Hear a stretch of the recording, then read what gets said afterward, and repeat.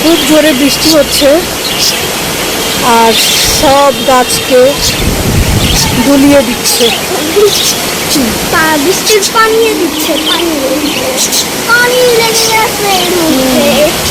গাছগুলোকেও একটু ভিজতে দিলাম।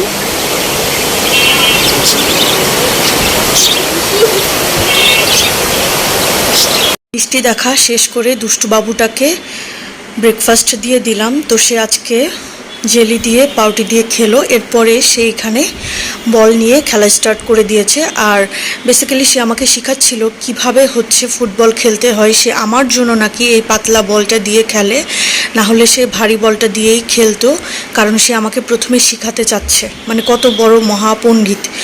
তো আজকে একটা ইন্টারেস্টিং জিনিস দেখাবো। আগে কখনো আমার মা বা নানিকে দেখিনি আমি যে হচ্ছে কলিজাকে মানে সেদ্ধ করতে আমি অনেকেই দেখেছি, বাট সেদ্ধ করার আগে গরম পানি দিয়ে যে উপরের যে স্কিনটা বা চামড়া একটা থাকে আস্তরণ, সেটা উঠিয়ে ফেলে। ইদানিং ফেসবুকে এত বেশি আমি এইসব ভিডিও দেখছি যে হচ্ছে আমি ভাবলাম যে তাহলে কি এতদিন আমরা ভুলভাবে খেয়ে এসেছি কলিজা সেদ্ধ বা হচ্ছে এইভাবে স্কিনটা না উঠিয়েই। তো কাজের আপাকে জিজ্ঞেস করলাম আর উনি বললো যে আপা আমরা তো এইভাবে করেই আজীবন খেয়ে আসি।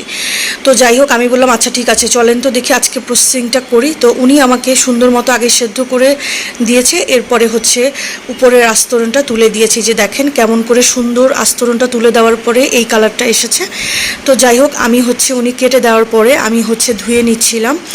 আর আমি যতক্ষণ না পরিষ্কার পানি বের হচ্ছিল ততক্ষণ পর্যন্ত আমি কলিজাগুলোকে ধুয়ে নিচ্ছিলাম। আর কলিজা রান্না তো সবাই পারেন, সবাই যেভাবে পারেন সেভাবেই করে নেবেন।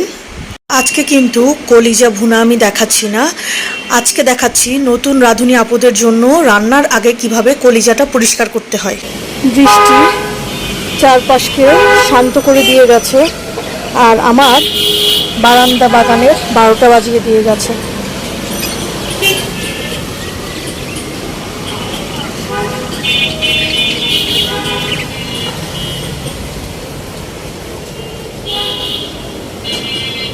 যেটাতে ঝোলের পানি দেওয়া শেষ, লাস্ট ঝোলের পানি ছিল এটা। তো এরপরে অনেকেই হয়তো ঝোলটা কমিয়ে নেয়, কিন্তু আমার কাছে মনে হয় যে কলিজাটা যত ভাজা ভাজা করা হবে খেতে কিন্তু অত বেশি মজা লাগে। তো এই জন্য আসলে আমি এই সাইডে ফ্রাই প্যানে পেঁয়াজ আর কাঁচামরিচ দিয়ে দিয়েছি। তো এখন পেঁয়াজটা ভাজা ভাজা হয়ে আসলেই আমি কলিজাগুলো এটার মধ্যে এই প্যানটাতে দিয়ে দিব। পেঁয়াজটা ভাজা হয়ে আসাতে আমি কলিজা সবগুলো এখানে ফ্রাই প্যানে দিয়ে দিয়েছি। তো এখন এখানে আমি হাফ চামচেরও কম গরম মশলা গুঁড়া দিয়ে দিলাম, আর দিলাম হাফ চামচ পরিমাণ জিরা গুঁড়ো। তো আমি এখন চুলার আঁচটা একদম লো ফ্লেমে দিয়ে ঢাকনা দিয়ে কলিজাটাকে একদম ভাজা ভাজা করব। খুব সুন্দর ভাজা ভাজা হয়ে এসেছে।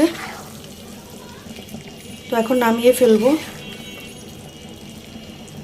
কি কলিজাটা অনেক ইয়াম্মি, কলিজাটা অনেক ইয়াম্মি।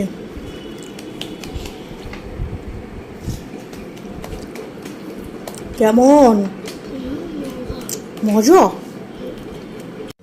দুষ্টুটাকে পড়াচ্ছি আর একটু চা নিয়ে বসলাম।